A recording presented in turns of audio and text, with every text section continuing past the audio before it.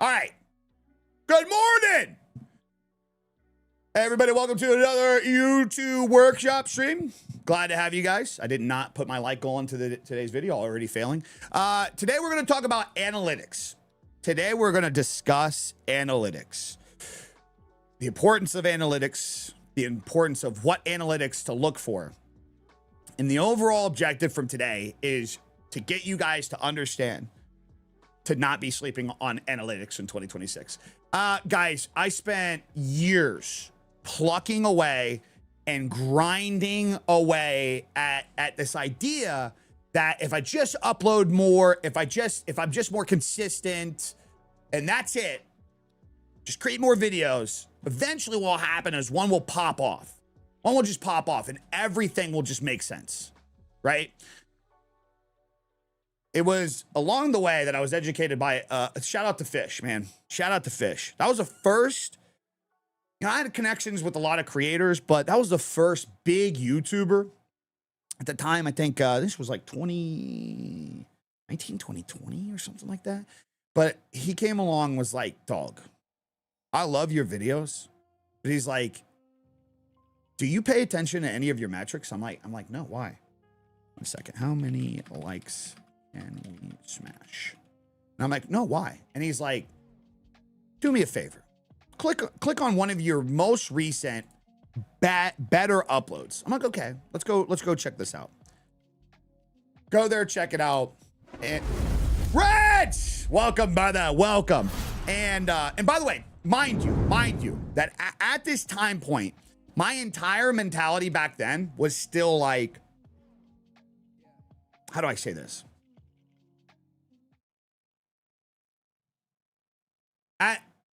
At a point in my career, I was just like everybody else, where my mentality of how this works, how all this shit works, was like a lottery system. I just show up, and at some point, the website that I'm posting to, YouTube, for example, is just going to push me to 1 million people. And it's just like, when's it going to happen? Like, that was actually my mentality for a long time. And, you know, I wanted to get better at filmmaking and photo and design and whatnot.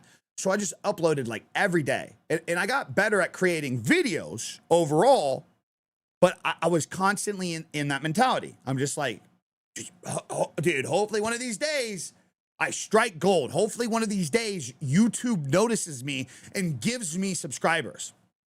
Then that's when I had a buddy come along. So when I had somebody at the time that had, I think it was like 700 subscribers, they're like, hey, I watched a couple of your tutorial videos, which made me subscribe to your page. And then I watched a couple of your other videos. And their words, not mine, they're like, you make really good videos. But like, your thumbnails and titles suck. And at first I was like, dog, what the what do you mean? And I thought they were good because like, I was very artistic. I was very creative with my graphic design background and photography and videography. So I thought the thumbnails and titles were good based on the idea of like my creativity, my personal interests. I didn't know the game because I wasn't reading fucking analytics. So he's like, hop into one of your most recent videos that did well. I can't remember what it was at the time, but I went into this video. I'm like, yeah, I thought this video was going to do really good, yada, yada, yada. And like, dude, he showed me 2 fucking analytics right there that got me addicted to analytics. It was the first time it really clicked that I was like, holy fuck. The biggest thing that creators don't understand is by reading analytics, you are able to actually adjust your shit to actually bring in more people. It was the clear indicator that the platform was doing its job. I'm not doing my job. He showed me impressions and click-through rate. Those 2 analytics alone changed my entire perspective from that day on. From that day on, changed everything. And like I said, mind you, before that, I had the mentality of, I knew analytics existed. I knew they were there, but they were intimidating. And I genuinely believed there's no reason to pay attention to them. No reason to pay attention to them at all. Boy, was I fucking wrong, guys. Was I wrong? I argue for a lot of people that just the fact that you're not paying attention to analytics alone is holding your potential back 100%. Just even the minuscule things. Notoriously over the years, for example, anybody that said, yeah, I make good YouTube videos, man. I make good stuff. The platform doesn't push me. I'm like, okay, show me your impressions and click-through rate. My what? I'm like, show me your impressions and click-through rate. So they do that. It will go on the back end. They'll show me the impressions. And that video that, you know, only got 100 views, well, I got 10,000 impressions. And they're like, well, what's that mean? I'm like, that means YouTube took your video and pushed it to 10,000 people. 10,000 people. And if you look at that other metric right next to it, you only got 0.5% of people to click on it because your thumbnail and title is ass. Now that's like a crazy rough like comparison example, but you get what I'm saying. I was watching a guy named Gary V. Dude, I think everybody knows Gary V. And he says, we are in the age of interest media. The algorithm pushes what you watch more than what you're subscribed to. He says the game is shifting. Oh, yeah, it's been shifting for years. We'll talk about that in the metrics here in a second. But you're absolutely right. Yeah, you're absolutely right. There's a couple things. I got a little list here. There's a couple things that people still are kind of lost in 2026. And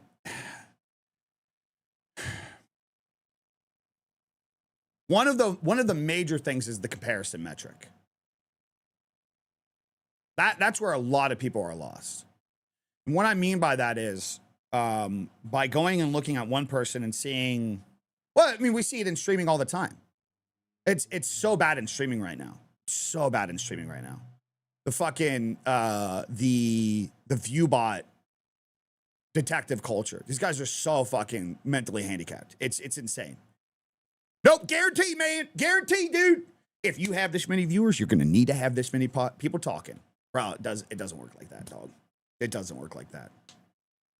It doesn't work like that. All brands care for, and the only metric that you can actually tell, by the way, is monetization and clicks. That's it. That's really the only thing. And what I mean by that is, at the end of the day, are you getting ad revenue?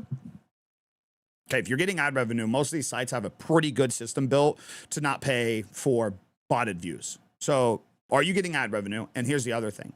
When you get brand deals and you're and affiliate links, are you getting clicks? Okay, if you're getting that, then you clearly have people watching your shit.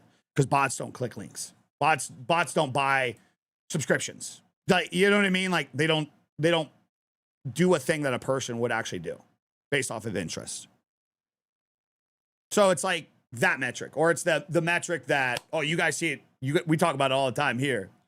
You have 100,000 subscribers and you only get a couple thousand views a video. Dog. First off, only get, you mean on every single video, 1,000 to 2,000 human beings are like, yeah, I'm going to go watch that video.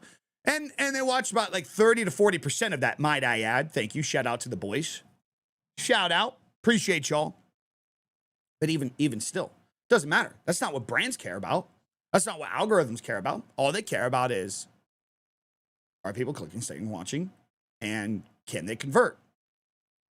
So yeah, there's still analytics in 2026 that a vast majority of uneducated individuals stress about that don't add up.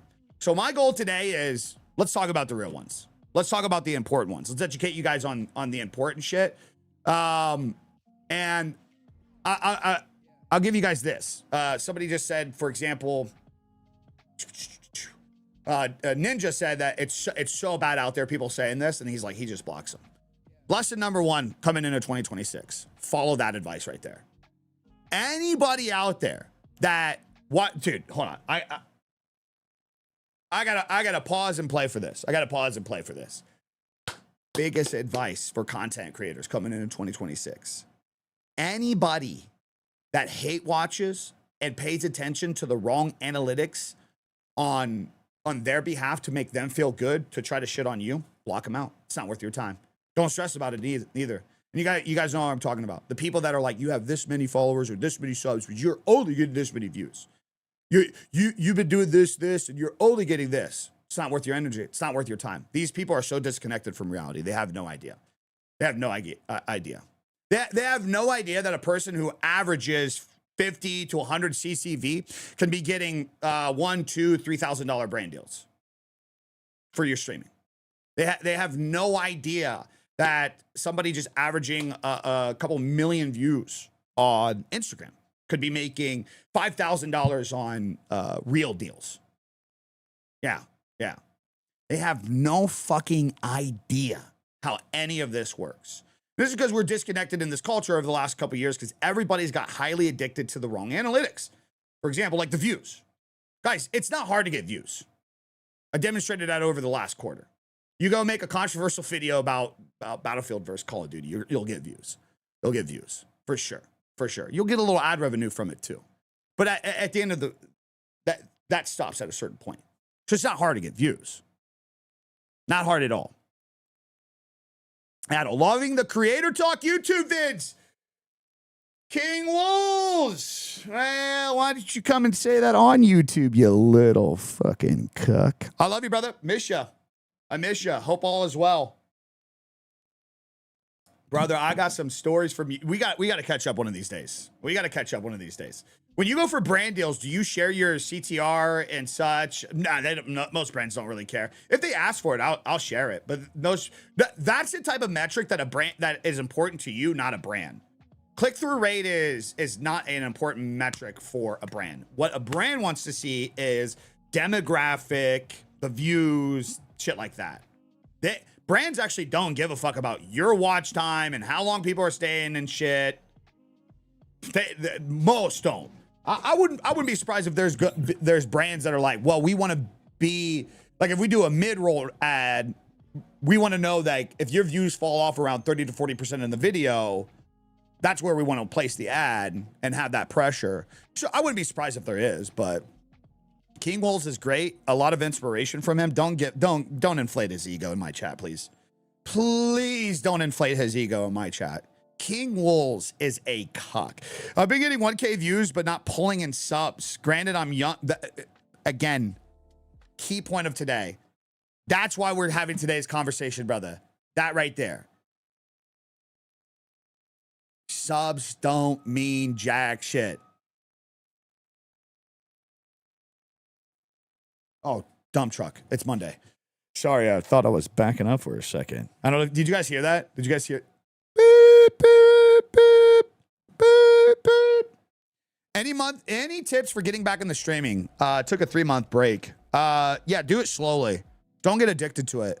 The evil side about streaming is it's highly addictive. The dopamine rush is insane when you're having good days, and then you chase that rush. It's honestly like gambling. It really is. I'm a genuine believer that Twitch knew exactly how that was, and that's how they built the system over there, is to get you addicted and get you hooked. There's Big Rob backing up the subs only mean something to start earning revenue, right? Yeah, in terms of like the monetization. Okay, let's dive into this. Okay. So, here's the key takeaways today. So, let's stop you guys. Let's stop beginners from drowning in numbers that aren't important. Let's focus on making sure you guys are paying attention to the right numbers, because there's a vast amount of you guys that are focused on the wrong numbers, the unimportant numbers, the ones that don't really matter if you're growing or not, right? So then you chase those, and it's kind of like I said in that most recent video. You know, a big disaster recipe in a lot of this is like, if you purposely start making videos on the idea that you have to make money, it's a recipe for disaster, because you go chasing that and you immediately turn that connection into, you're stressed about turning that connection into money. And then you don't appreciate the authentic interaction. And what I mean by this is like let's just take an example. If today I knew I had to convert you guys into subs, and even if I'm giving you guys this information, but my overall objective is, I need you guys paying for this information. I need to have you that. It would be a completely different stream. It would be a completely different setup. It would be almost like a sales pitch of like, I'm going to give you guys a little bit, and then I'm going to stop you to try to convert you. I'm going to get you to sign up right now. So then that way I make more immediately. This is why the system that I do build is more like, hey, for the people that support me anyways, I'll prioritize some of you guys at certain times. That's why I also just remembered. That's why I do it that way. 1 second. I gotta enable this too. Oh, it's already enabled. Cool. You'd sell us a course. Right. Which, like, hey, maybe eventually down the line. But right now, my thing is, like, there's some people in here that support us pretty heavily on YouTube. They pay $15 a month to have a membership. I'll reward those guys and kind of prioritize them. Talk about their shit. Simple, right? Simple. But if I was out here chasing the monetization from today's stream, guys, why aren't you joining members? Why aren't you giving me money? How do you guys think you would react? What would be the environment? You guys wouldn't want to watch that shit. That would not be entertaining for you. You would not want to be a part of that conversation. It changes the dynamic of everything. So it's the same thing across the board. When somebody shows up and chases the wrong metrics and you get needy for that and you get desperate for that, it changes how you handle yourself. It changes how you, how your actual true character is in a lot of those instances. It's very rare that somebody can just show up and still chase those things and just like be their authentic self. It's very fucking rare. Very, very rare. So let's keep beginners, some of you beginner guys are up and coming from drowning in numbers. Let's show why certain analytics matter and when. And let's reinforce the idea today that analytics are tools, not validation. Because that's where we really go wrong. Guys, analytics, Titan! Appreciate you. My support for being very helpful to the community. My guy, brother. It's working, you motherfuckers. Give me your money! Okay, so, guys, analytics don't tell you who you are as a creator. They tell you what your audience is doing and what they want. And why. That's what analytics do. Analytics aren't just a visual cue of, hey, are you getting lucky? Analytics are a way to say, hey, guys, this is the people that fuck with you. This is the people that are paying attention. These are the people that are not paying attention. These are the people that are not paying attention. Right? So, early analytics equal feedback. Mid-stage analytics equal optimization. Large-scale analytics equal leverage. You guys need to understand that. It's very fucking crucial. So, like, not only are analytics just there, people don't realize the impact of analytics, not even just in the idea of, like, growing your shit or understanding what you're doing right or wrong. They're literally there to help your career. There's not going to be a fucking brand in the world that doesn't come along and offer you money and doesn't want to see some part of analytics, which is what gives you the leverage and protection. Because the more you build a certain community in a certain aspect, like, for example, a lot of my demographic that, like, when brands ask for shit, they want to see the demographic, like male, female, location, yada, yada. Mine's heavily United States, heavily adults. I'm a very adult-friendly brand. This is why I always, like, whenever somebody says, you're promoting gambling to kids, I'm like, you're retarded because, bro, I don't have, like, across all my platforms, the fucking under 18 bar is like, it's like 1%. I have no fucking children watching my shit. And honestly, I'd argue that if you're a parent and you let your kid watch me, that's a fucking you problem, brother. What are you fucking doing, brother? I'm not kid friendly. I don't want to do anything entertaining for a child. What are you fucking smoking? Yo, everything you talk about is the same info I give on Instant Straight Facts. People need to know more about the analytics and it is. And that's what we were just saying. Analytics are so important that they help you with early analytics for feedback to understand what you're doing right or wrong. They help you with mid-stage analytics to optimize the things to do better so that way you can actually improve. And then large-scale analytics help you overall with getting brand deals. It's very important that you guys understand that. My kids watch E all the time. I fucking hate you. I hate you, dude. All right, so starting out, if you're like 0 to 1,000 followers, you guys need to Learn if your content is both understandable, watchable, and clickable. Like, are people finding it? Are you sure? Because my analytics say I have grown people, but they talk to me. I know their children. I think a lot of parents let their kids use their own YouTube. Well, again, if that is the case, that's a parent problem. That's you know what I mean? That's a parent problem. That's not a you problem. Does that make sense? It's fun to see your numbers grow. A big hit that you're doing on the right track. And well, also too, there's a caveat to that. You can get it in a period of watching your numbers grow. And if you're not paying attention to simple things like watch time and conversion and how many of these people are returning, you might, it's kind of like the thing that I said the other day about the rocking chair. Action doesn't equal results. A rocking chair moves, but it doesn't actually. A rocking chair has movement, but it doesn't move locations. It stays in the same place all the time. And the same can be said for when you're only paying attention, for example, to views metrics or follow metrics. You can grow those numbers. But like as a result, this is why so many people in 2026 are mind blown to find out that you don't need to have 1 million fucking followers on a platform to generate a multiple six-figure a year. You don't need that. You really don't. Well, most parents don't monitor. That's it. Creators can't control. Right. Exactly. Do you make money on this app? Yeah. Is it cool if I clip some of your content? Yeah, I don't give a fuck. Absolutely. I want to understand my analytics better. Okay. So goal 1, if you're like up and coming, what are the analytics that you should be paying attention to? Number 1, watch time, retention. That's the number 1 metric early on. Number 1 metric early on. It's super important. And the reason why I put that at the list instead of like views and impressions and shit right away, so we'll talk about that, is because a general basis across the board, watch time is like the best metric. And this is where I talk to all these people that talk about like TikTok and fucking YouTube shorts versus YouTube long form streams. And this is why, because watch time and retention says everything. It says that the viewers are interested.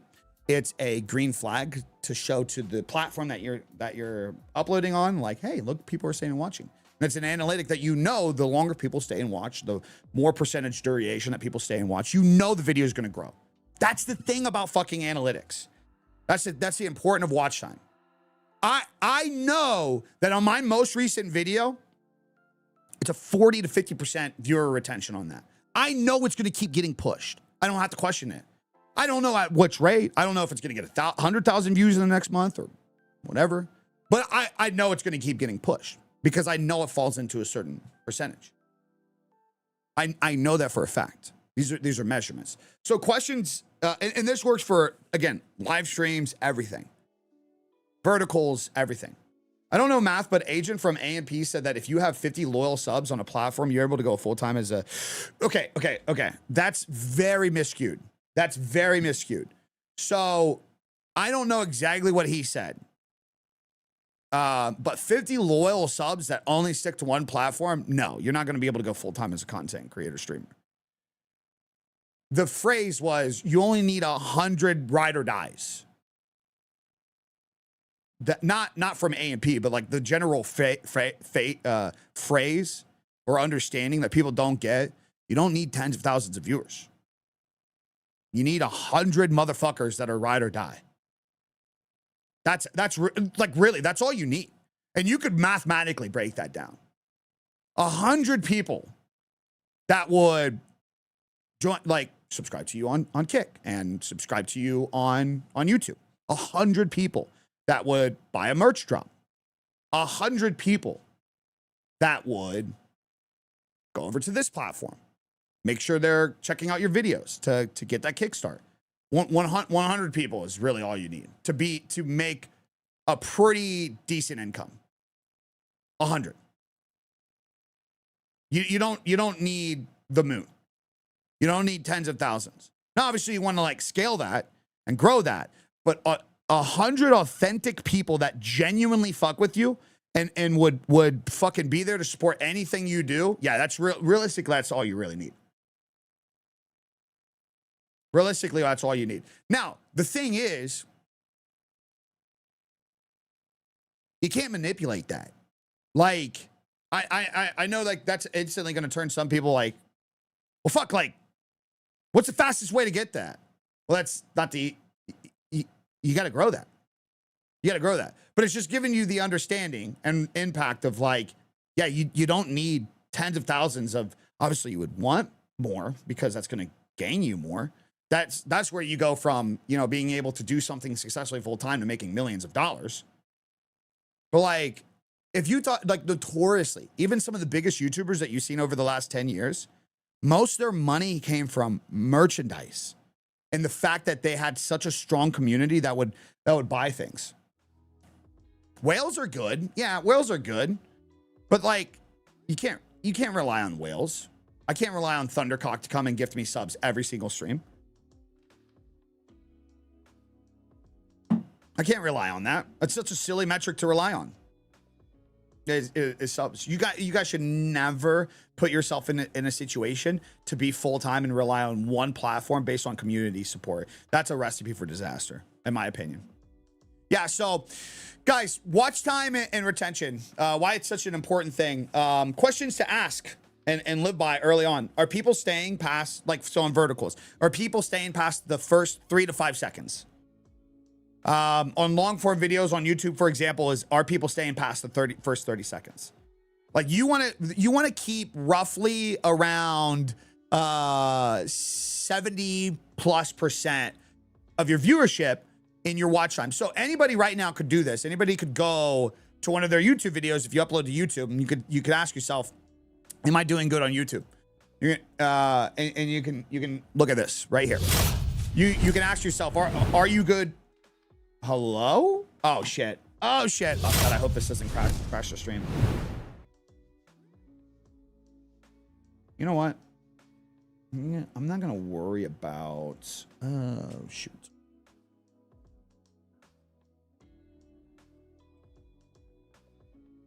All right. Moonlight. Cause tonight will be the night that I will fall for you over again. Sorry. This is why I can't do fucking professional streams, guys. My fucking ADHD kicks in. Oh, no. I got to redo that. I couldn't remember why I didn't have my monitor vertical anymore, and now I remembered. Well, it's going to look weird for a second. Sorry. Oh, my God. Sorry.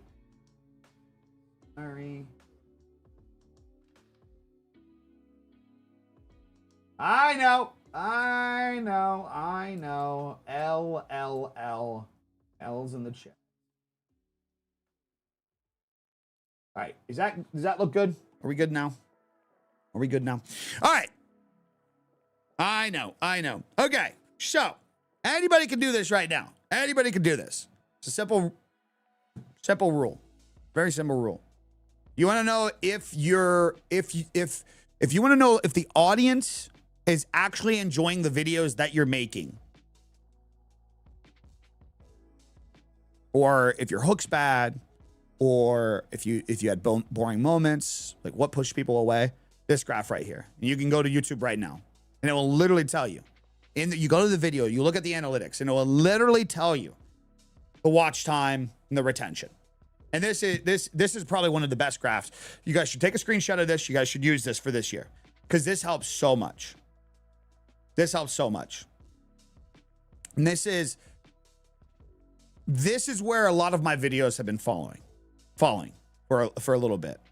Like actually constructing videos, and with the help of AI, trying, just like improving and continuously, be going from this to this to this to this, a couple of these, you learn to get to this.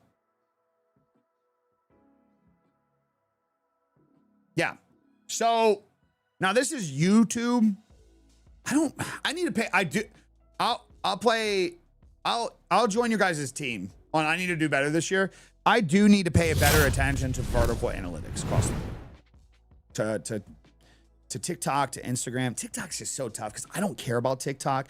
I'm almost to that point where I might make a new TikTok.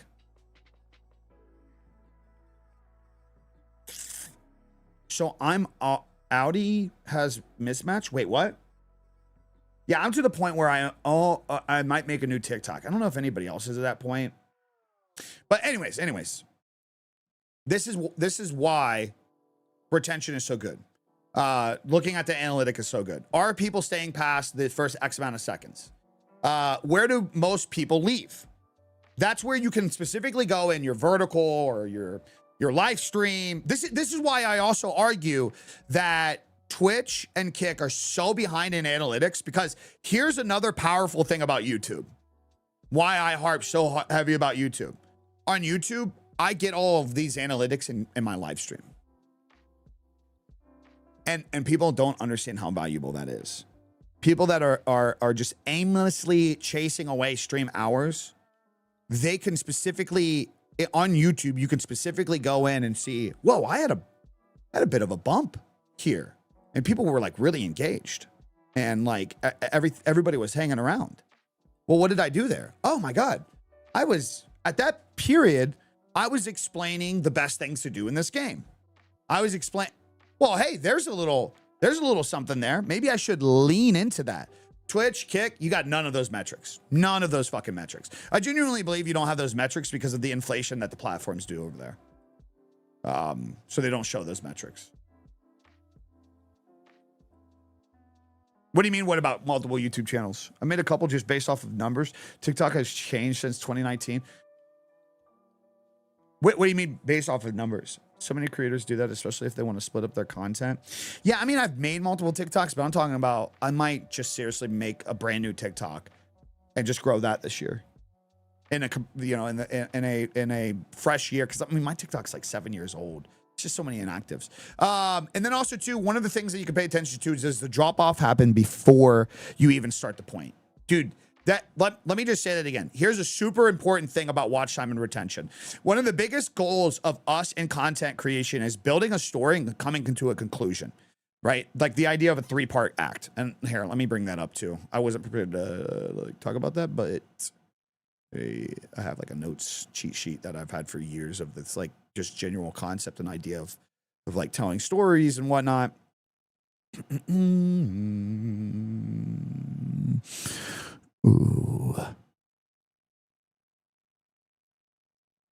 Yeah, so typically when storytelling, especially in YouTube, you want to have like a 4-act build, right? You want to have a hook. That's what everybody talks about to hook somebody in. You want to have a setup. You want to create a dialogue, build a story, give you a conflict, and then you have a resolution. I know that seems like a lot to understand. And then you start, I know that the first time I like started realizing that, I was like, man, that just, you got to do so much in this then. But then when you realize like all of history and media, like every good story, every good movie, every good TV show did that. Like this is built into human nature. This is how news and media hooks you into shit. This is how social media posts hooks you into shit. This is literally everything in storytelling. A hook to bring somebody in, building a dialogue, keeping somebody interested in the dialogue and the conflict, and then coming to a resolution.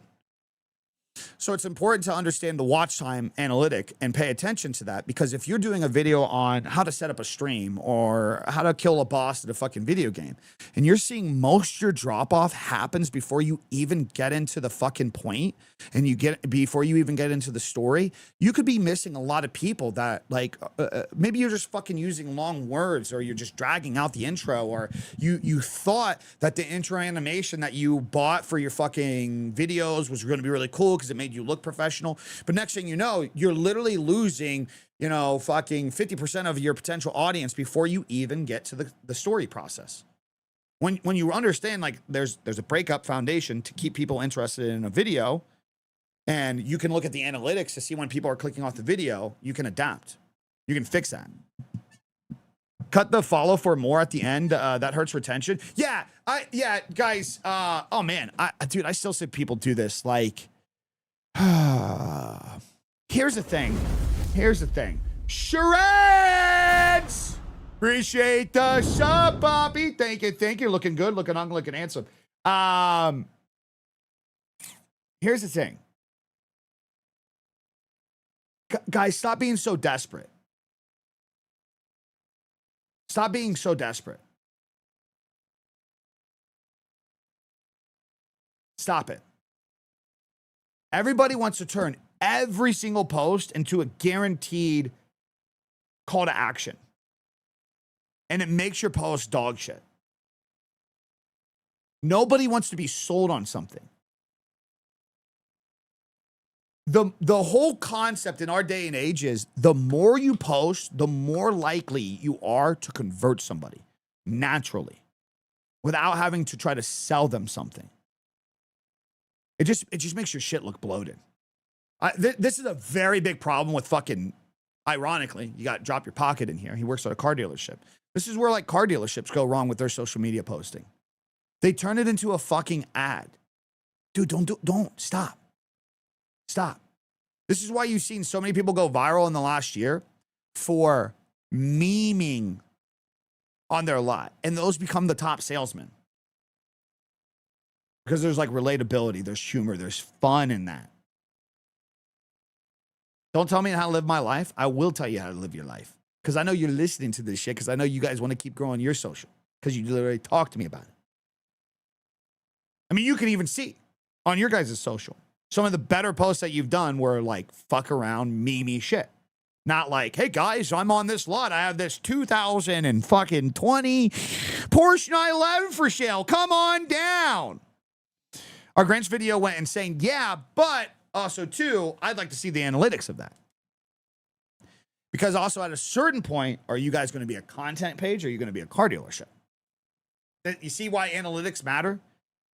You see why analytics matter? Well, I mean, we could talk about that another time, but those are something like whoever's managing your shit, Brent, make sure they're checking in on you on that. Because you can create a lot of viral shit. It doesn't mean you're going to fucking grow an audience. Facts, most unexpected posts go viral. The ones where you're not so desperate. That's very true. I just put out a video about a little vertical about that. I've had like one of my better videos throughout the years that like anytime I repost it, it get fucking million+ views.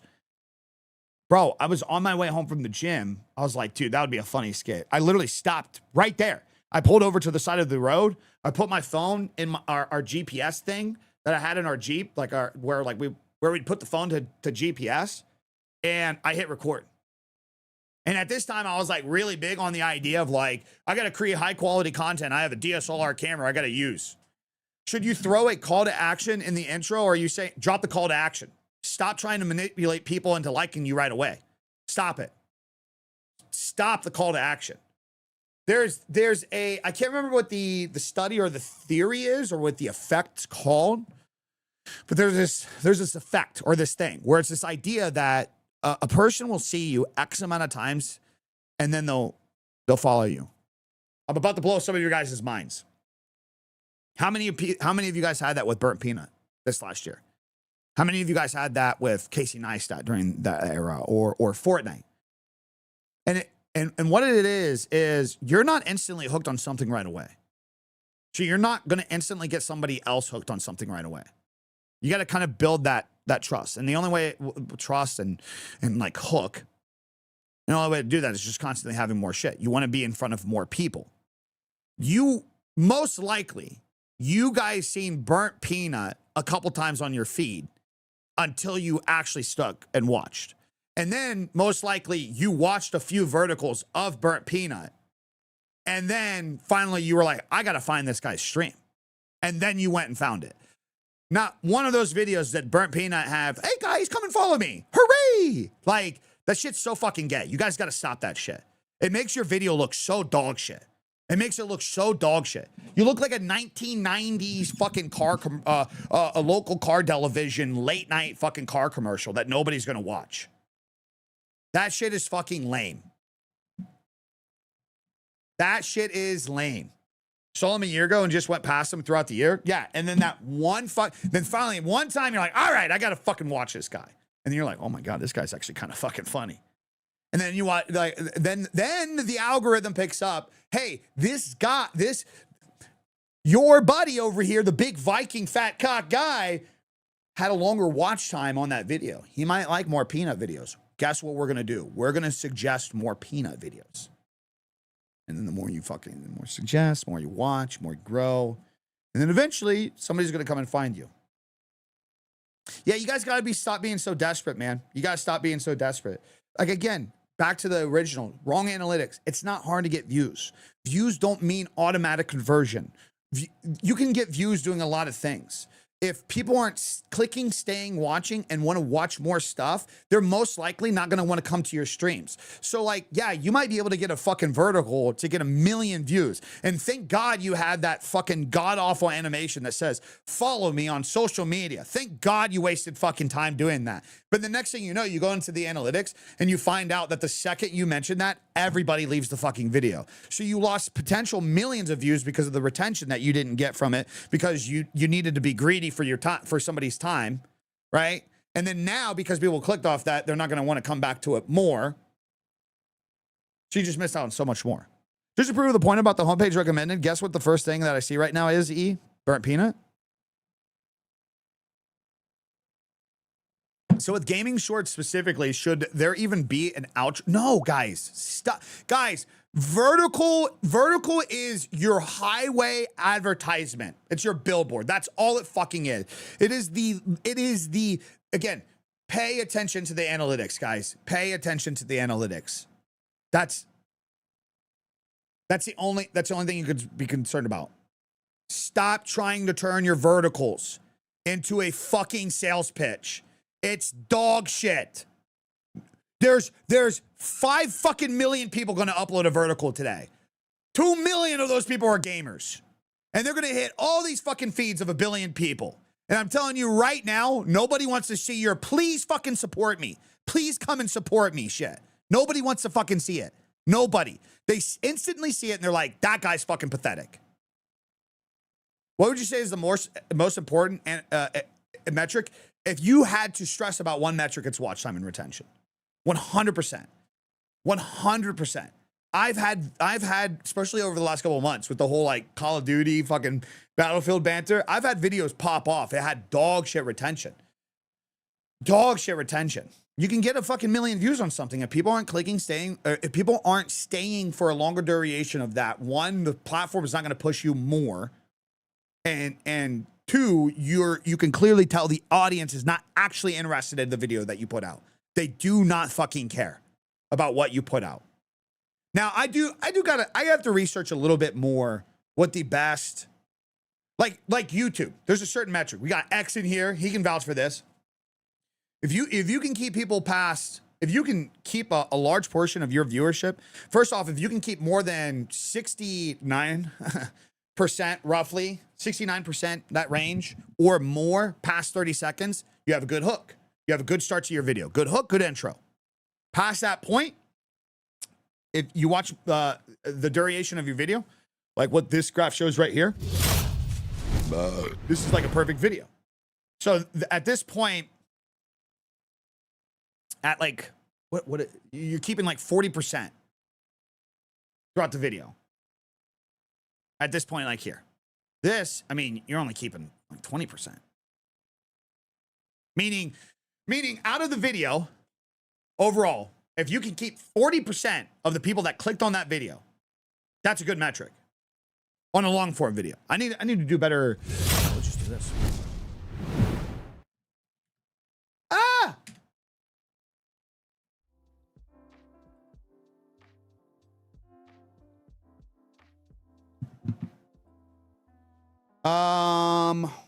What's up, Death? What the fuck was I? What was I gonna ask? What were we looking into? Oh, what is considered a good retention average for short form content?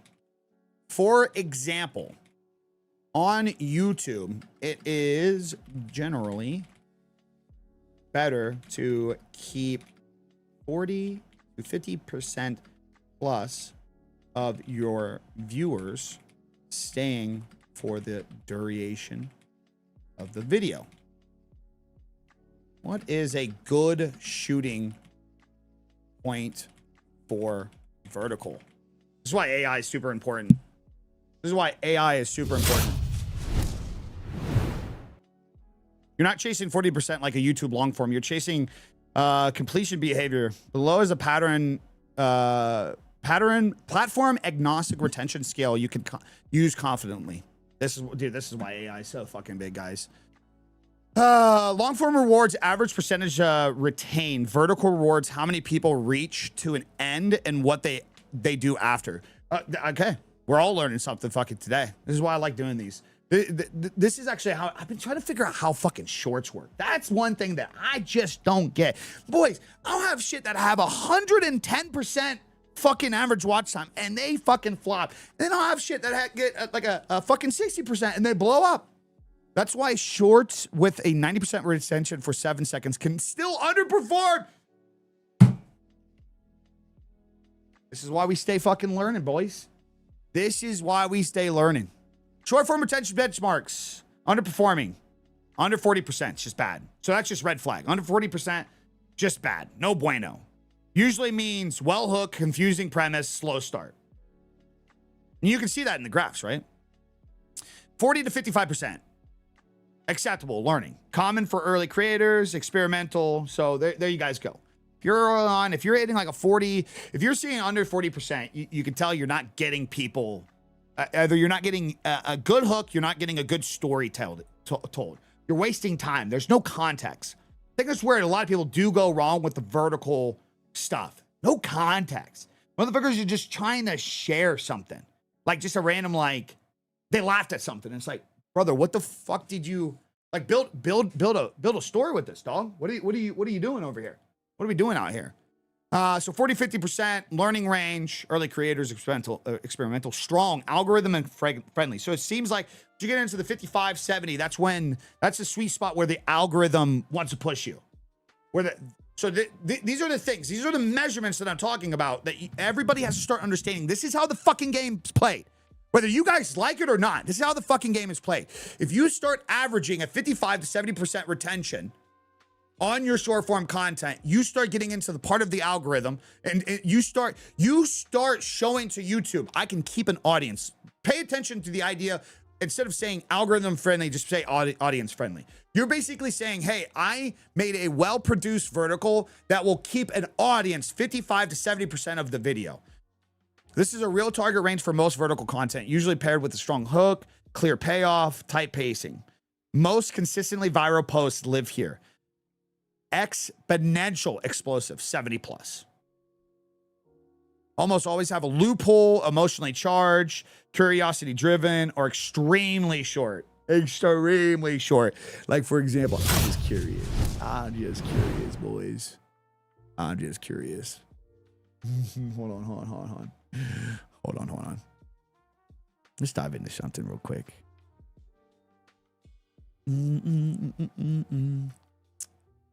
I want to see something. Guys, by the way, is anything confusing so far? Obviously, in my head, like, dude, this is why I love fucking AI shit too. Because, like, dude, I just learned something new today. This is why analytics is so important. Like, sometimes you just get wrapped up in an idea of you're constantly, like, you learn one thing and you think it's just, what's the word? Global. Just works across the board. But things can be different. Let's see. Took a couple of my most biggest shorts.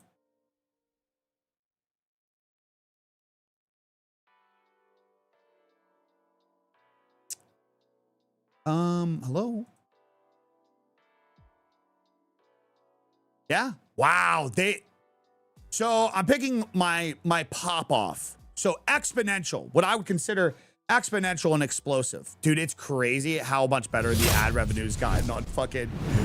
Oh, it's so crazy how much better the ad revenue's gotten. Oh, and by the way, I love also going back and looking at shorts. And this just like, holy fuck. People that don't understand why I have so many fucking subscribers and don't get as many views. It's like, bro, one fucking short got me 2.2K.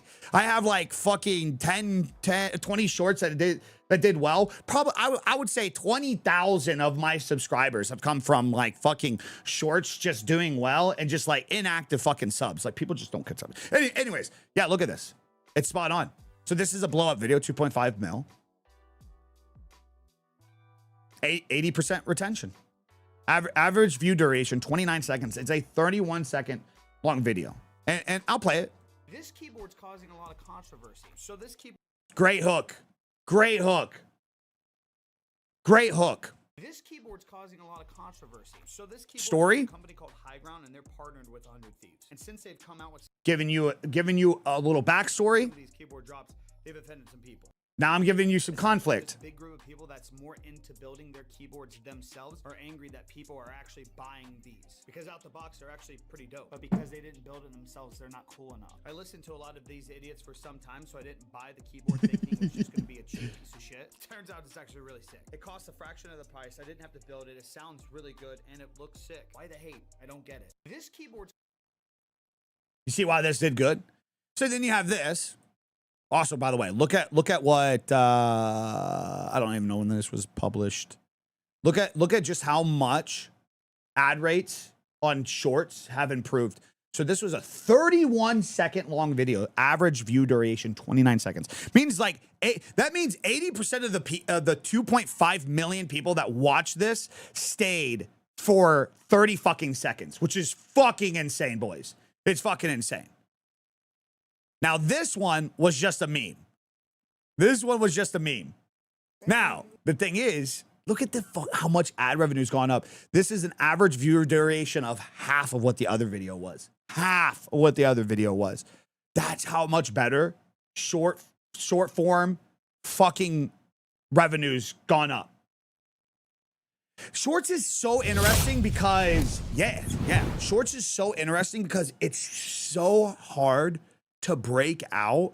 But like, so here's the content strategy a lot of people are using on shorts right now.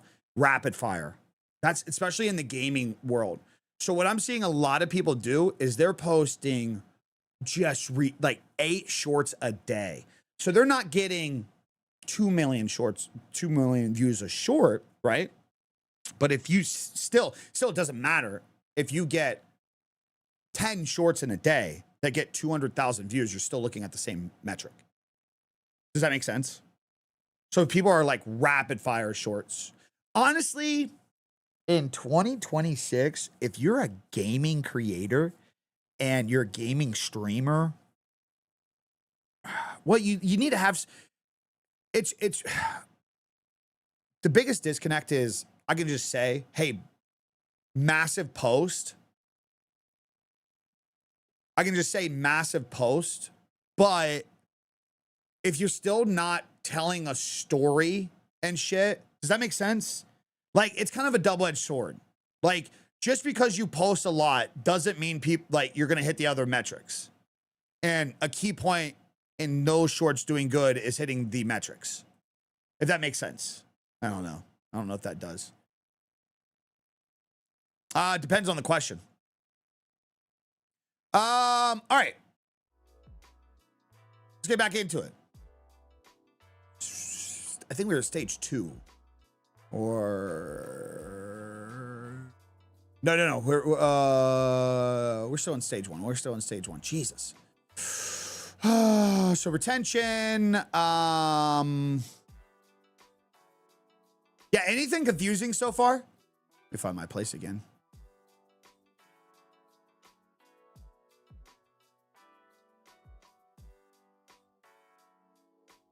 Basically, I got banned on Twitch, and I don't know what platform to work on. I've seen you vouch for Kick heaps. A lot of my, I'll be bluntly honest, I haven't made a video on Kick in a while, and I've actually I've debated taking down some of the Kick videos.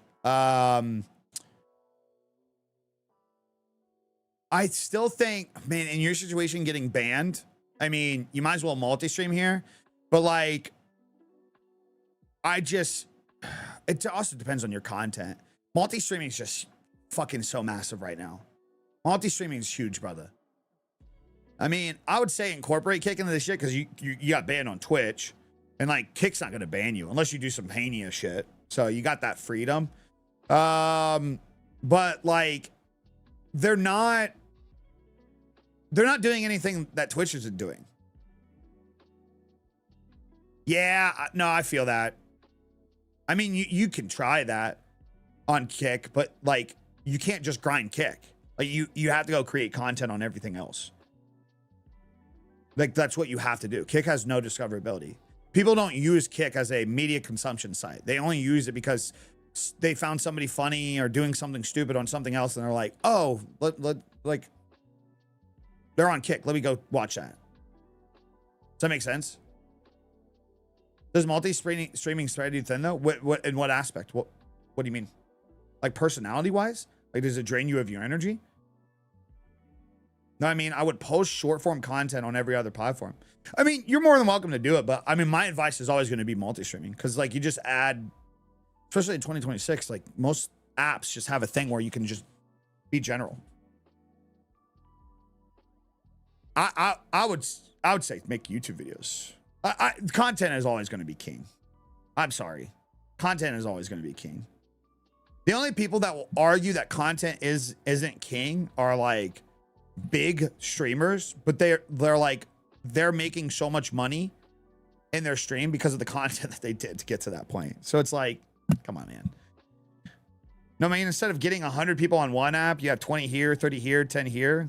You know what I mean? Well, I mean, that hurts your ego, Richie. It doesn't matter. Like, I got whatever on Kick right now. I got whatever on YouTube. So yeah, theoretically, I could just push everybody to YouTube. But the match, like, what? It doesn't matter. If people want to watch on Kick and they would prefer to watch on Kick, I'm going to let them watch on Kick. If they would prefer to watch on YouTube, I'm going to let them watch on YouTube. Like, you only care about the combined metric on one place. Because, like, it doesn't, if they all pay. Now, you could be multi-streaming to Twitch and you could say, I don't want you wasting your subs on Twitch and your revenue on Twitch. I'd rather you do it on YouTube. But also, too, it's like, again, it's kind of going back to that point we were talking about earlier where people put intros and outro follow things in their fucking verticals. Like, we are just in such an age now where, like, people can't afford shit, guys. Like, people can't afford subs. And you can't rely on that shit anymore. And you should never rely on it. So, like, I don't care to funnel people only in one place where it makes that shit. Does that make sense? Like, that's why I've let the gas pedal here. I want to do this. I want to give a good explanation today as to why I've really let off on Kick.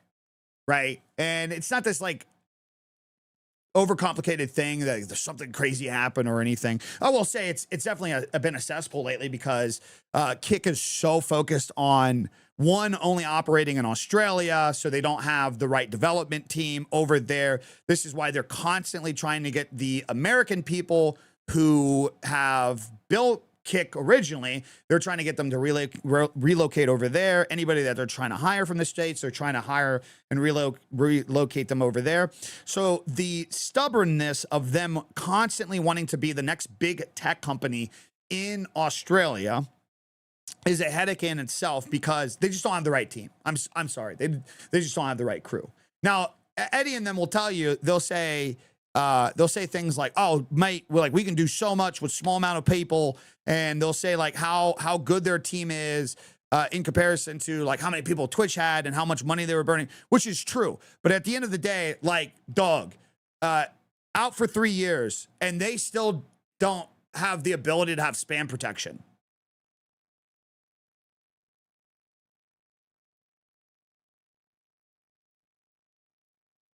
Okay? Like, you're a tech company. It's 2026. You're a tech company. You're advertising that you're going to be the leading tech innovator, right? So part of my like just red flags are they spend more time still just trying to say, hey, at least we're better than Twitch. And it's like 3 years in. And I said that years ago. I said, even at that time, I was like, well, this is funny stuff. Like, I get by it. But like, it can't be their thing forever. It can't be their thing forever. Like, you can't just always say, hey, at least we're better than Twitch. Because while, even from a brand perspective, this is why you see brands like Apple, they don't say shit about the other companies. They work with their results. And this is what makes them the better product. Even if it's not the better product, this is what makes them the better product. Because like, there's a certain room for banter and fun in the online space, but then you get to a point where it's like desperation. And it's just like, dude, like, it's funny, but it's like, okay, what are you doing? Because at a certain point, great, you're better than Twitch. You have no ads, you have 95.5 sub split. Okay, what are you doing about TikTok and fucking YouTube, dumbass? Hello? Those are the monsters. Now, if you just want to live in a world where it's like, hey, we just want to dominate Twitch. Okay, that's fine. I left Twitch for a fucking reason. I left Twitch years ago for a reason. I left because they had no future. And it may be down the line, that's fine. But like, I wanted to start pivoting stuff to have more control of my shit long term. I left Twitch because of the clear red. Twitch had way more red flags than Kick, honestly, ever will. Ever will. Honestly, in my opinion. But nonetheless, the red flags came and I was like, I just don't see a future. I don't see a future on Twitch. I don't see a realistic world where people will want to fuck with that platform in the years to come. I just don't see it. And Kick out a window. I think they grew a lot faster than what they expected. And I don't see anything. I don't see nothing. I see them struggling to even to fix the bugs, to even just have a up-to-date 2026 live streaming website that has the ability to have creators actually combat idiots online and just do fundamental things a live streaming platform should. And then here's the overall thing. I see nothing right now and in the future that doesn't just make Kick the same outsourcing recipe that Twitch was. And for me, that was a big red flag on Twitch. That was like a big deciding factor. And what I mean by that is, as long as the platform is never going to be a coherent social media platform, a place where somebody would go to consume something naturally, there's never going to be discoverability. That's just the reality. End of. I don't know what fucking dystopia people live in, but if your thought process in a day isn't to pick up this device and naturally want to go to Twitch and Kick for anything else outside of live streaming, it's never going to compete with YouTube and TikTok and these other, Facebook even.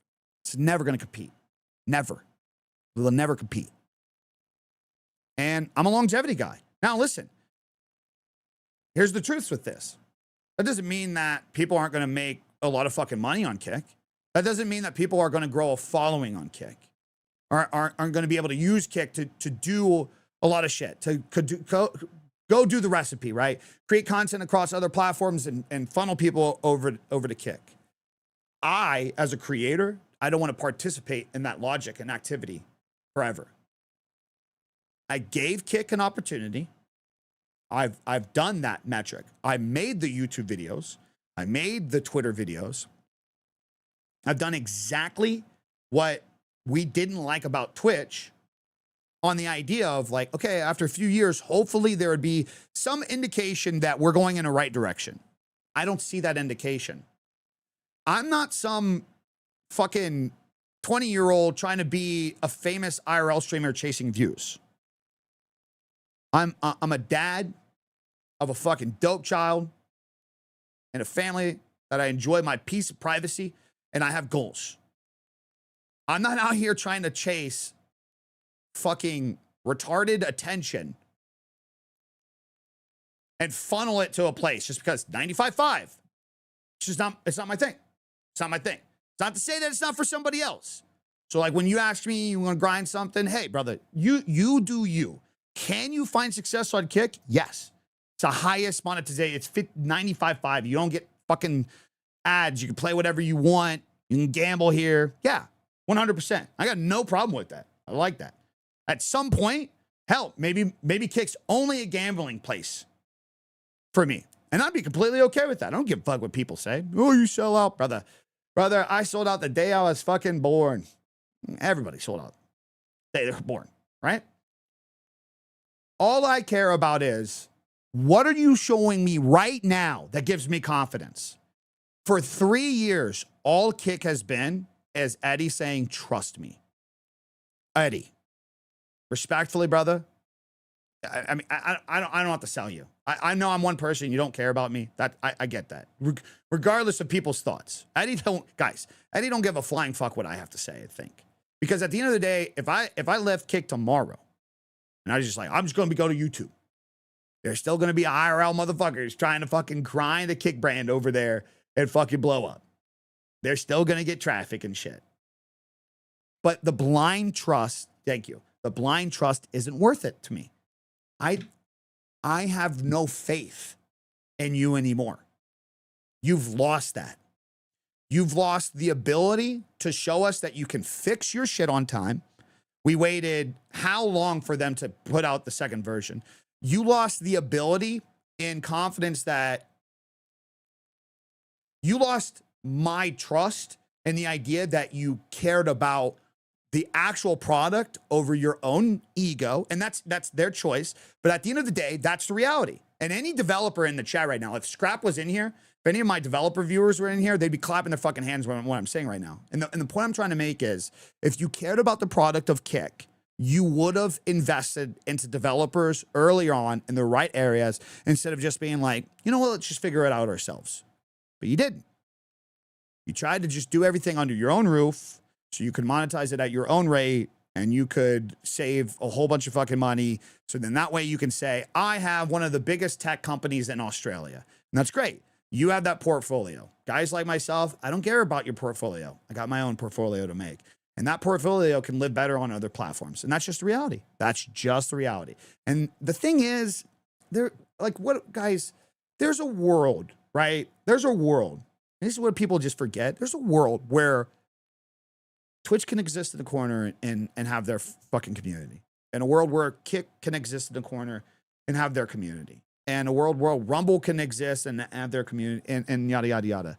And yeah, sure. YouTube's the fucking behemoth.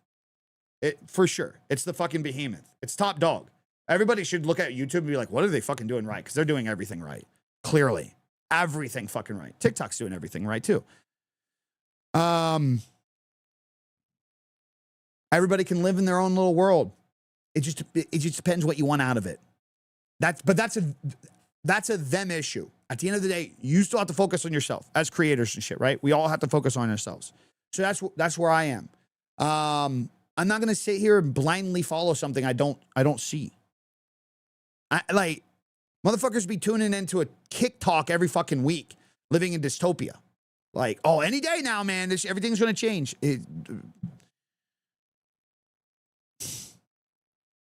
I'm good.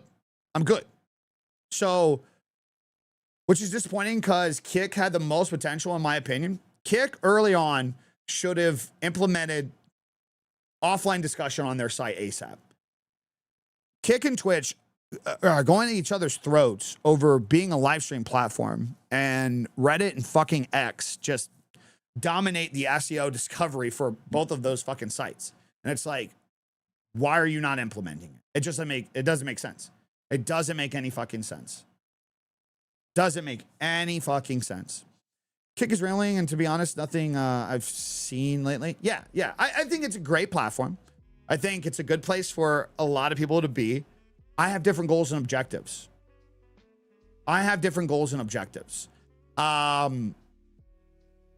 Could I just show up here and try to funnel everybody over here and just focus only on getting my stake deal up and just try to capitalize on 95.5? Sure. It's just laziness for me. For me, I had this debate with somebody not too long ago. It doesn't, over the last few years, I was like crazy months, guys, crazy months. I wasn't fulfilled. Yeah, any chat, to be fair, any chat can be gross. But yeah, lately, Kick Chat has been fucking just disgusting. And it's because it's easily attacked. Super vulnerable. Because they don't have the development in place to combat it right now. And I know that. And that's true. That's 100% honesty. They don't. They don't have the right people working on the right shit right now. Parts of the Kick team are actually fucking pissed that how things are been running and how things are because they won't expand. Yeah. Yeah.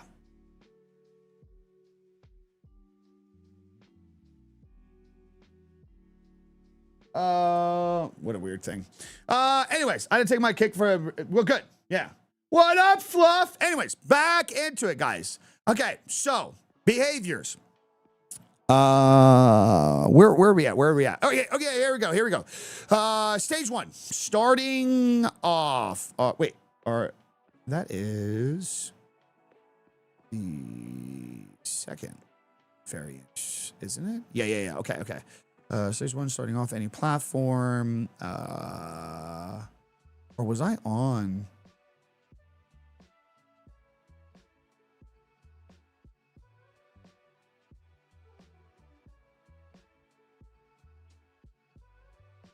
Where were we on? Before I stop tuning into Eddie's talks, yeah, I don't even waste my time.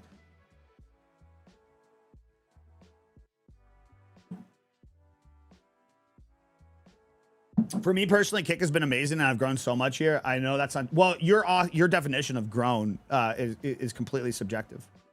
Let me ask you this.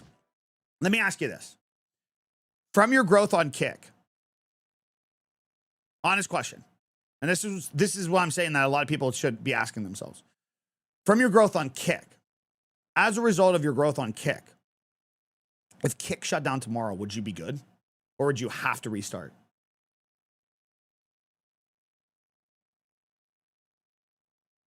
Does that make sense, Bo? So like, yeah, great. You've built something on Kick. If they shut down tomorrow and you don't have an audience outside of Kick, did you really build something? Did you really grow?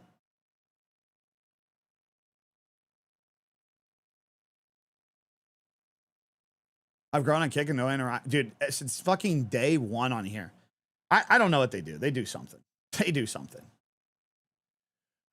don't know. You were cooking though, friend. Hey, I tried. Yeah, we were talking about, I think, retention and stuff. I think my graph here or my shit is all off. Okay, let's just go into yeah, retention. Did they stay? And by the way, for YouTube, this is audience retention. Shorts and reels is average watch time. X, it's percentage of video completed. Retention is the only metric that compounds everywhere. Shorts reel 100%. They didn't finish. Yeah, if they didn't finish, pacing is off. Payoff isn't clear. Story arc is broken. Here we go. All right. I mean, based on that, no, but still have my Twitch and YouTube, just don't go live on them. Right. But the thing is, again, if Kick shut down tomorrow, do people just automatically know, oh, fuck, Bo is live on YouTube. Bo is live on Twitch? Because what you're not going to be able to do is go to YouTube and Twitch and just say, Bo, the Kick streamer, and people are going to find you, because that's not how people find you. So you're fucked. You're relying on the platform. You're relying on Kick, which is the very fucking recipe that we all asked not to happen.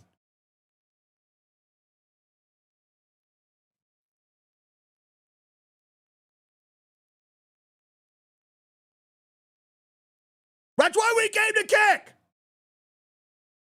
Because we didn't want that fucking stronghold on us anymore. Now Kick can say, oh, well, we're here for the creators. We're creators first. We'll be here forever. They can say that.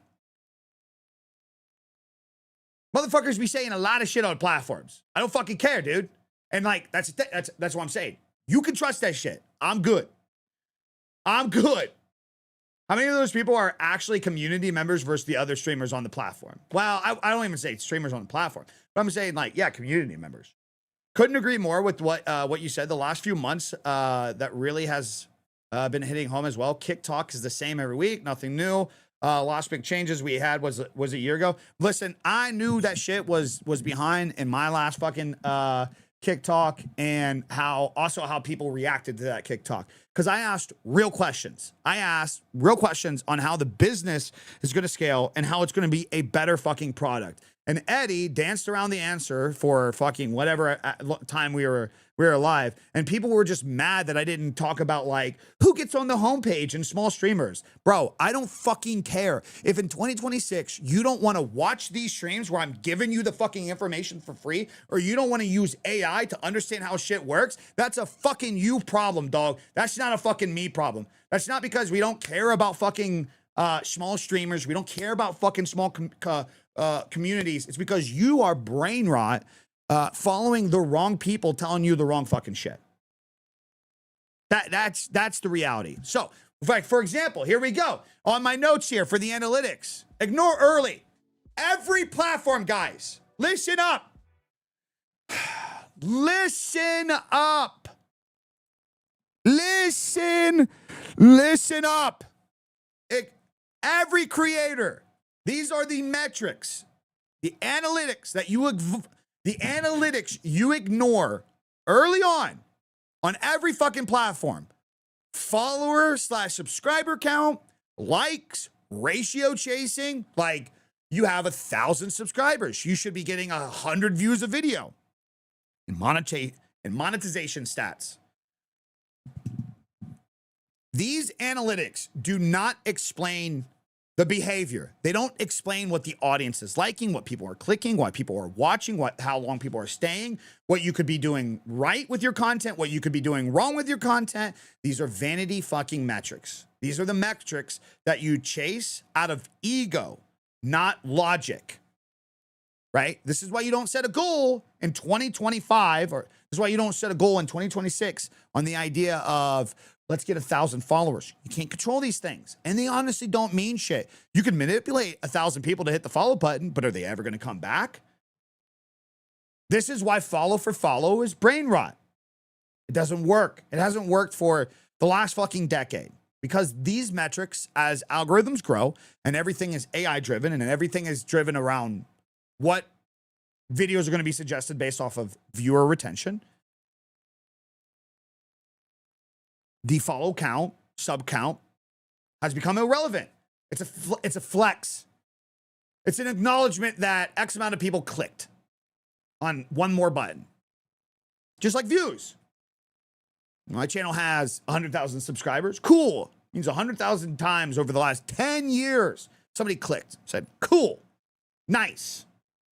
Just like how over the last 10 years, 25 million people have clicked on a video and said, I'll watch a little bit of that. Cool. Moving on. So, ignore these metrics when you're starting off. Every platform, it doesn't matter. Follow counts, likes, the ratio percentages, monetization. Ignore them. Ignore them. You can't track actual behavior out of those analytics.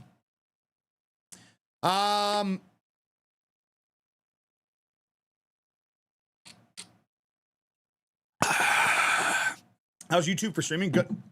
Is Kick worth it? Anything's worth it if you can make it happen. If you make it happen. If you make it happen, though, right? Spot patterns. Things you can tell intentionally and you can repeat. For example, on YouTube, click-through rate. This is a great example. This is... So yeah, let's get into the impression side and click-through rate. Let's now that we've gone through the viewer retention side, let's get into that. So for anybody in here that thinks like platforms are against them and they're not pushing your shit because the platform hates you. It's like this mysterious guy behind the scene, the screen, just saying, you know what? No, fuck Joel, fuck Tim, fuck Mello, fuck these guys. I don't want them to do well. I only want these guys to do well.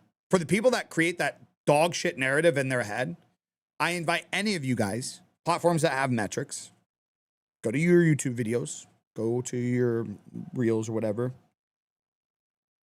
Any place, YouTube is the best place. Go look at your impressions on a video versus your click-through rate.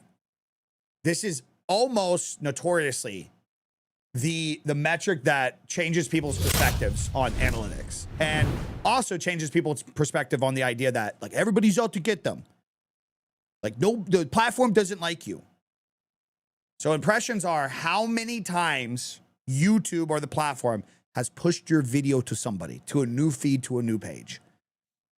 Click-through rate is the measurable analytic to tell you what you're doing right and wrong. Lower click-through rate means your thumbnail and title fucking suck dick. Period.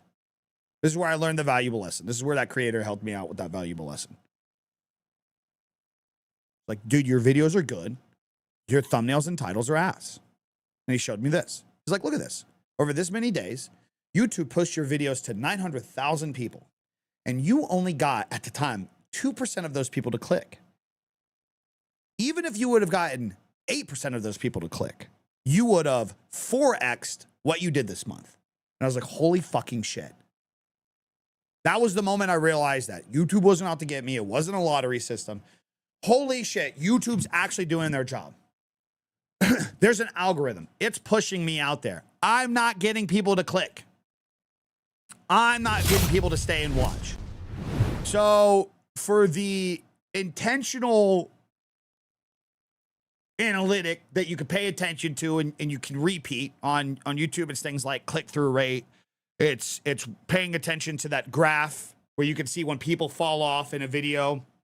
And you can go back to the video, the stream, and you can say, oh, well, fuck. At this point, I like told about a story about like my fucking dog when I was a kid. Okay, I guess maybe I don't get that personal. Like, stay on topic, stay on track. You ever feel like you have a golden egg video idea? You want your channel to be consistently successful before you release the golden egg?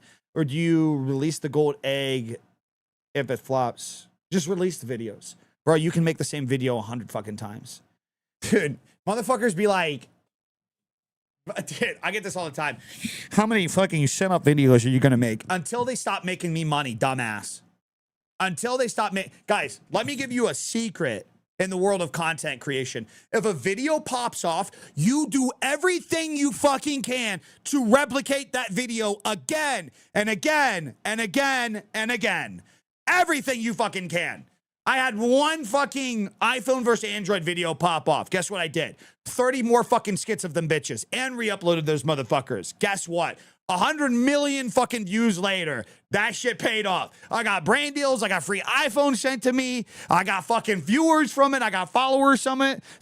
I got followers from it. Some of you motherfuckers were in stream because of the fucking iPhone versus skit or iPhone versus. Some of you fuckers are in this chat right now because of the iPhone versus Android skits. That's because I had one do well and I replicated. So you should never set on a golden egg. You should just fucking put out the content, man. Because here's the thing, man. A year later, I did the same thing with my Apex channel. I made like same fucking recipe. Oh my God. Same, dude, I gotta get a new mount. Same recipe on the Apex channel I did. I think I still got it. Yeah. I had an heirloom shards video pop off. I'm like, oh fuck, let me make another one. Guess what it did? Oh fuck, let me make another one. In 1 year, I made 3. And take in mind, guys, take in mind. There's not even a real answer for this. You can't just get an heirloom in Apex Legends. So like, I know this sounds shitty, but not only did I make 3 videos on the same topic that did well in a year, I also paid attention to the analytics from the first one to the second one to the third one to be able to make the third one blow up so much more than the others. And this was around a topic that was a theory. Dude, it was just bullshit. There's no real way that you can just get an heirloom on Apex. There's no real way. So like, this is what I'm saying. Like, some of you guys are no, don't sit on a golden egg to be perfect for the right time. Put the shit out there. Put the shit out. Do you think there's an age limit to creating content? Like a minimum age or like an age limit in terms of how old you can be. Bro, hell no, if old you can be. Look at Outdoor Boys. How old's Outdoor Boys? I mean, Apex has got its problems, but dude, if you like Valorant too, you must be a fucking degenerate gamer. Valorant players are fucking demons. My boy used to be a big Valorant creator and then turned into like a news shock channel, WestJet. I don't know if you know him, but like that whole community is toxic as fuck. Toxic. So it's a little, that's my boy. I was just talking to him the other day. We banter and talk about the idiots in this industry. Apex let me just say, Apex will be a big shock factor for you because I know the Valorant people are super toxic, and then the Apex community is super, super sensitive. Super sensitive. So, yeah, anyways. Metrics, yeah. Intentional repeat things. Click-through rate. On Reels and TikTok, it's like the first 1 to 3 second holds. Oh, okay. Like I had a good hook. Like I should replicate that more. And here's the thing with AI. Here's the genius thing with AI.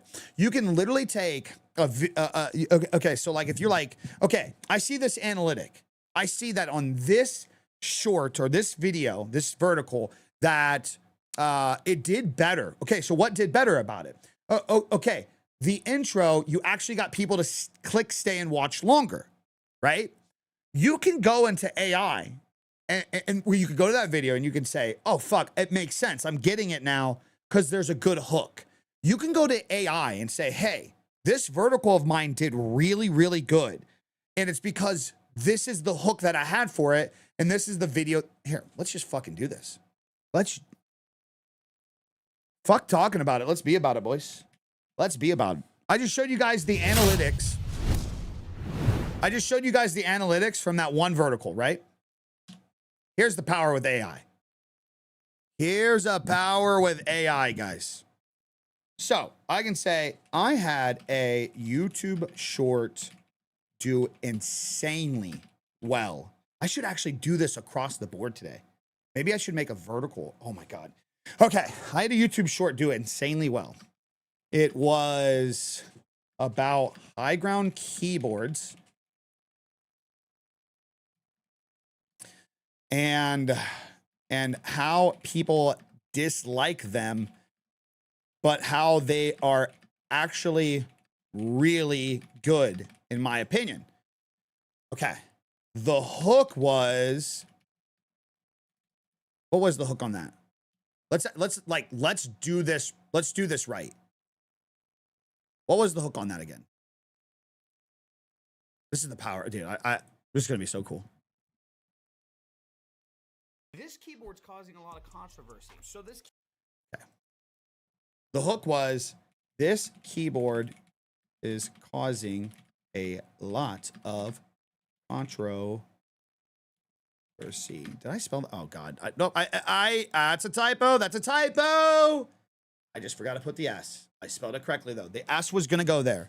The S was gonna go there. I had a YouTube short do insanely well. It was a high ground. It was about high ground keyboards and how people dislike them, but how they are actually really good in my opinion. The hook was, this keyboard is causing a lot of controversy. The video then broke down a little bit of why people dislike it, but ended with why I thought that was silly. The video had the video was 30 seconds, had a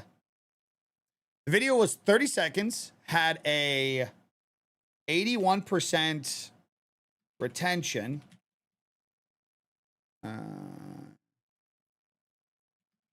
And had an 81% retention. Could you give me some ideas on other hooks that would be impactful?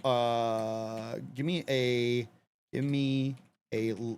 me 10 new video idea hooks for other products around my room as a content creator. Think camera, gear, gaming PCs, mouse, keyboards, mouse pads, desk.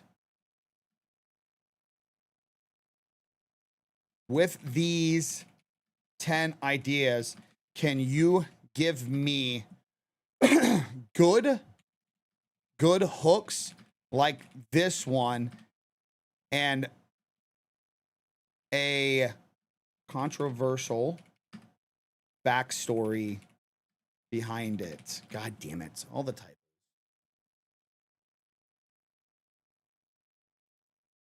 This is AI, boys. This is AI. It doesn't matter if you use Grok, I don't think. This is AI. God, I hope it does it well. Love the format, controversy, common complaints. Your train, take it exactly the way the short pop to below the high 10 performing gaming mouse. Final mouse. I have a fucking final mouse. This mouse is one of the most hated mouse in gaming, and I don't think people understand it. Controversy behind it. People hate the limited drops, resale prices. I should make this vertical today, and we should see how well it does across socials. We should see how well this does across socials. Mechanical keyboard. Keyboard enthusiasts love to clown this brand, but this is one of the secret. This one is secretly solid. Mousepad. People say this mousepad is overrated and not worth the money. This is why they're wrong. Guys, look at this fucking shit. Look at this shit. What's called a bloody mouse? What the fuck? Gaming chair. People say this chair is insanely overpriced, but here's why I think it's worth it. Damn! Guys, this graphics card gets so much hate. But most people are using it wrong. Camera gear. This camera gets roasted by photographers, but creators love it for this reason. I'm literally gonna make one of these today. But, and I'm not telling you guys to like take these examples. The point being is when you see when you look at an analytic and you look at why one video performed well, this is where you can look at the things to replicate it. Now, I will say, on YouTube, the short, I mean, it's been a long time since I put this video out. I mean, this video blew up on TikTok. It blew up on YouTube. It's been a long time since I put that out, but I think I might just do it today. I think I might just do it with I like the camera one, man. I like the camera one. So I might do that one. So this is where you can ask yourself, which hooks constantly outperform? Which topics earn the fastest, best, and longest attention? And then you can utilize AI to say, let's fucking repeat this based off of what I do. Let's fucking get this secret sauce going. All right. Behavior. Value. Did it matter enough to keep? So for example, IG and TikTok, saves, X, bookmarks, YouTube, watch time plus comments. The value of somebody taking time out of their day to interact with that thing. I'll even add to this. It's not on this list, but on IG, for another example, like a metric of value, shares. Oh my God. Some of my most poppin' fucking shit the last few months. Poppin' fucking shit on Instagram. It's because I made something on the idea. I put it together of like, somebody's going to want to share this. I've done that a couple times now. The breast milk fucking video, and if you guys don't know what I'm talking about, I literally was like, okay, if I was to do, I want to put this video together on the idea of like a friend would want to share it to a friend, a husband would want to share it to a wife would want to share it to a husband, and that video is fucking cooking. Here, I'll give you the metrics on this.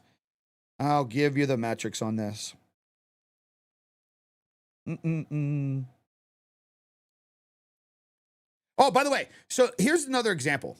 Like, okay, so take this. Now, I did a little setup video yesterday. A little sidetrack here. This is the difference between things. So let's take Arc Raiders video I got the other day that got 20,000 views on the reel, right? This Arc Raiders video only has it's got 90 likes, 2 comments, 14 shares, and 4 bookmarks, but it's got 20,000 views, right? That's got to be a great video, right? Because it's got a lot of views. But here's the video that I put out yesterday that's only at 2,000 views, 163 likes, almost double the likes, 21 comments, 8 shares, 12 bookmarks. This video, while it has 2,000 views right now, 10x less the views, is more valuable for my page and will long-term be better. That's not what I want. Will long-term be better for me, for my brand, for it like exponentially. These are analytics that we were talking about. Let me find this one. Let me find the fucking, and by the way, for anybody that doesn't understand what I was talking about, when I say the breast milk video, there's a clip we were playing, shoot anything besides milk out. Chad, if your wife could shoot anything besides milk out of her titties, what do you want it to be? That's my hook. That would be amazing. Diet Coke. Oh my god, dude. Perfectly blended McDonald's Sprite out of a titty would go insane. Oh my god, McDonald's Diet Coke out of the tit would be nuts. It's gonna be cold. Like Would ice be- cold. Would it be cold? Ice cold? Well, yeah, it'd be ice cold. It'd It'd be ice cold, you dumbass. Of course it would be. Guys, 100,000 shares on that so far. That's just on Instagram. 100,000 shares. Not only is it getting views and people are liking and interacting and laughing and reposting and saving it, 100,000 people said, dude, I got to share this to somebody. When I made that fucking video, my thought process was like, how do I put this together to where somebody will share this? That was my thought process. Fucking worked. So I want to add that value metric as well. Not just saves and bookmarks and watch time and comments. I want to add sharing as well. You make something that somebody else would want to share to another person, whether it be information, humor, a moment. People are gonna that video is gonna do good. That video is gonna do. Yeah, that video is diabolical. You know how many people would say, "Don't upload a video like that." I almost put out another one, but I was like, man, maybe a little too sussy. Where they had asked if your cum could be a certain flavor, what would it be? So yeah, we kind of drew the line. We did. You got to draw a little line somewhere. All right, distribution. Did the platform push it? This is a big one. This is a big one. And this is where, like I said, a lot of people, this is a metric that exposes a lot of people's ego, man, where people are like, oh, it's the platform. It's the platform. It's the platform. Guys, you can literally go in the analytics on YouTube. You can find the suggested browser reels. You can see the explore page, the reels feed on X. You can find the For You, the following. You can track all these analytics across the board to see if your video got pushed to pages and then people didn't stay on it. This tells you how algorithmic your growth is, like how much an audience is seeing your growth, and how much is audience driven. How much, again, a good quote that a lot of people, a lot of the gurus will try to tell you that I actually do agree with is a lot of times you got to replace algorithm with audience. The algorithm is pushing your video, but at the end of the day, it's an audience that you're watching of people. It's real people watching shit. My guy, we smashed 67 likes, $2 super chat. I appreciate you. But at the end of the day, like everything is audience driven. That's an audience, people watching your shit. So seeing suggested feeds, seeing the impressions, seeing where YouTube and Instagram and TikTok is throwing your videos into certain things, you can actually tell where a potential audience is growing. And that's where you go back to the other analytics to see, well, they're clicking, staying, watching, yada, yada, yada, where you can work on the click-through rate. Goal, scaling phase, sustain, protect, compound. This is where you see, I know YouTube does a really good job at this. Instagram or X as well. Instagram as well. I've been paying attention, but returning. Are people coming back? What percentage of returning viewers do you have? What percentage of followers are viewing this shit? Profile visits versus repeat likes. You got a lot of likes on one video, got a lot of likes on the next video. What percentage is the same people? This can show you like, okay, you're good at getting videos to be pushed out there, but are you good at creating the longevity of like compounding, sustainability? This is where I talked about earlier, like sometimes it's better to have, instead of being able to get 1,000 likes on every video, sometimes it's more important the fact that you have 100 of the same people liking every single video and how that will compound and pay off at the end. Look at it like a bank account. Look at it like a bank account.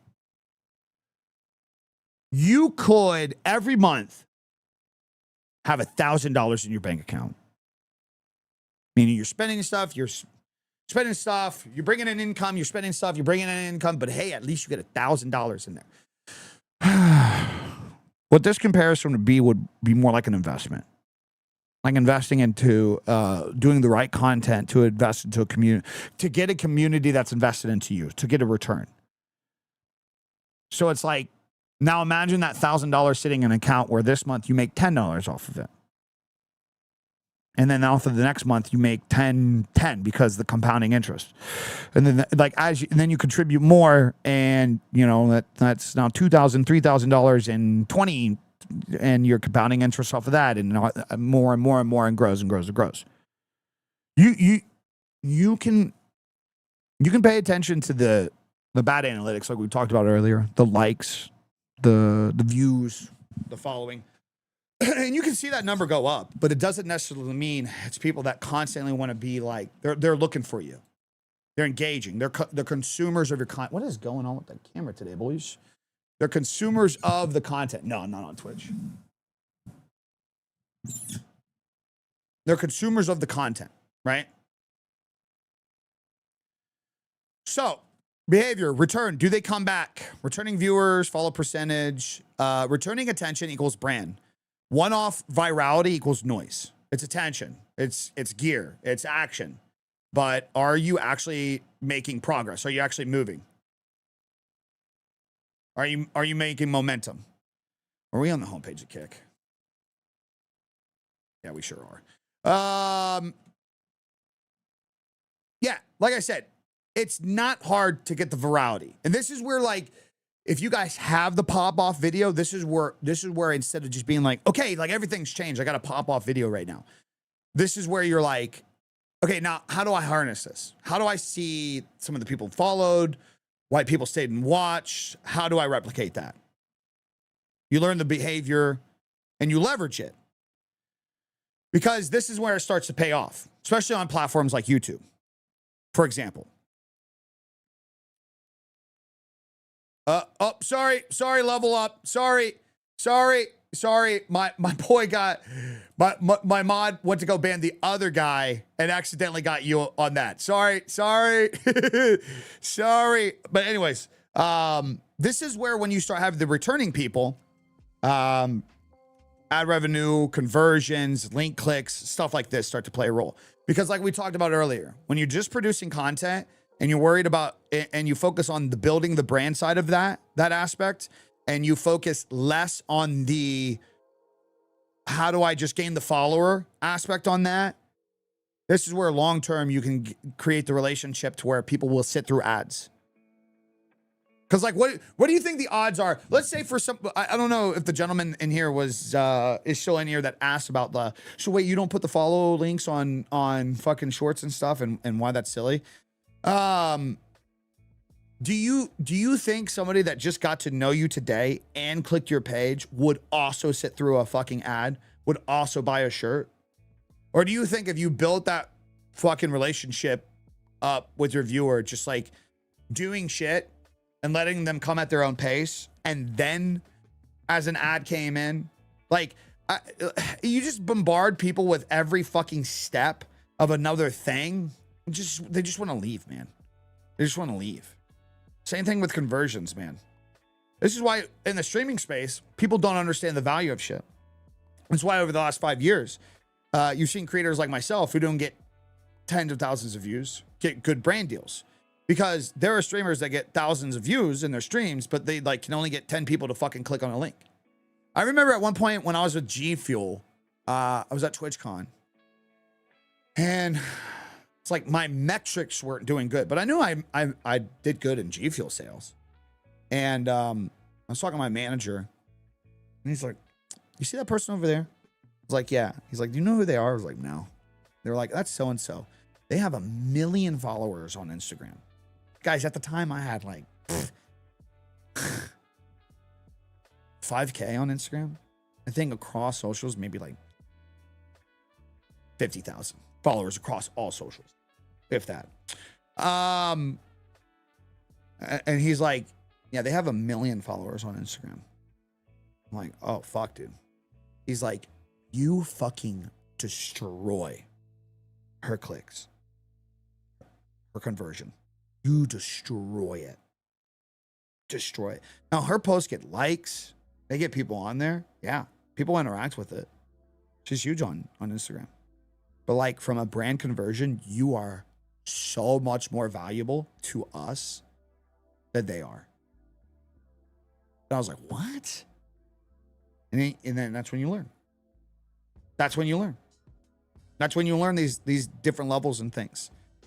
Returning attention equals brand. That's where you can get the ads, get people to click and stay through the ads. That's where you can get the conversions. When you sell a product, people will trust you. They'll click the product. That's where you get the link clicks. This is where, like, if you don't have to do that stupid fucking thing. Like your real community will go ahead and where you're like, "Oh, link in bio," and shit like that. You just fucking post a link and people will go watch. You ask yourself which topics convert and which topics drain energy for low return. Boys, this is something that I want more people doing in 2026. Myself included.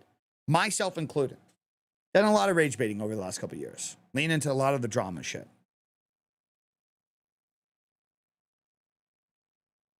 At a certain point, you got to ask yourself, is doing the shit that doesn't convert into a brand and a community worth the draining of the energy for low return? Is it worth it? At a certain point, you got to ask yourself that.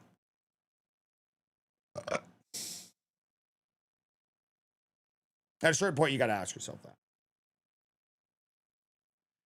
Returning retention equals brand. Yep.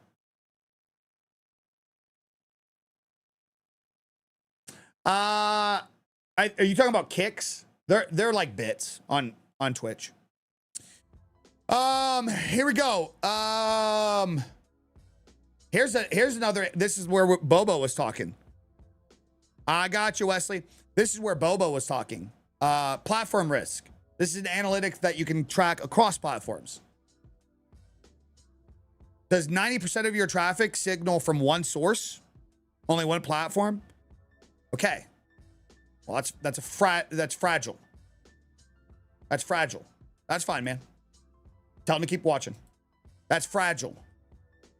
No owned audience, meaning no email, no subscription, no connection. You're at a risk. Burnout metrics. Fucking relatable, man. I feel that shit. Another warning. Universal analytics importance. Early on, attention, retention, completion. How long are people staying through the videos? I know I'm just repeating myself, but it's super fucking important. Then the mid is the curiosity, the value, the distribution. The late is the return, the leverage. This is why you don't try to just sell people right away on something, man. This is exactly why you don't just try to sell somebody on something right away. How do you see the returning viewer statistics? It depends on the platform. I think I give an example. YouTube, it's literally the audience tab. You can see the returning viewers versus the unique. IG, TikTok, follower view percentage. So what percentage of the video was from the followers? That would be your returning. X, it's profile visit, repeat likes. Yeah, it'd be that. Be that. All right. Guys, at the end of the day,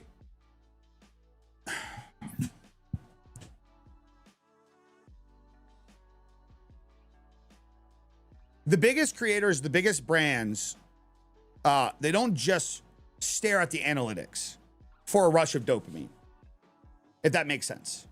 They don't just look at an analytic as, ooh, can I be proud of myself for this? They do it as a cheat sheet. Analytics are used as a cheat sheet.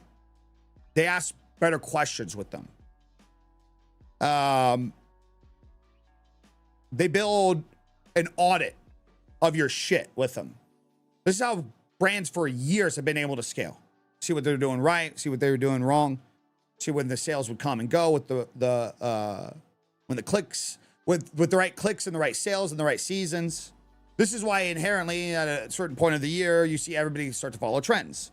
This is why in Q4, you see a lot more shit drop because people are trying to dump money and funding at the end of the year. This is why you got everybody doing Black Friday because everybody follows the reputation of what the analytics that they see. Level up! What's up, Poppy?